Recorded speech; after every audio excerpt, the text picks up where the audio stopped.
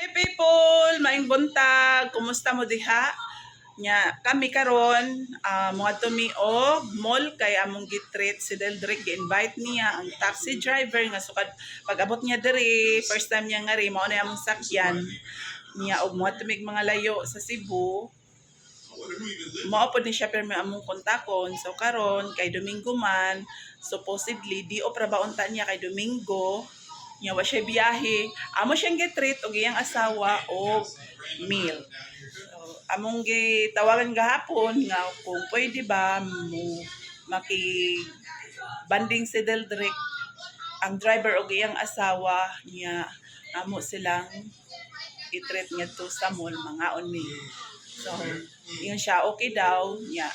Nag-set up big time niya karon mag-abot mi dito sa mall. Mao na ni nag-ready na namang kagalingon. Nakaligo na mi, nakailis na mi. Ang usa di pa diri. Di pa. Hey love. Good morning. We're going to treat your friend Long.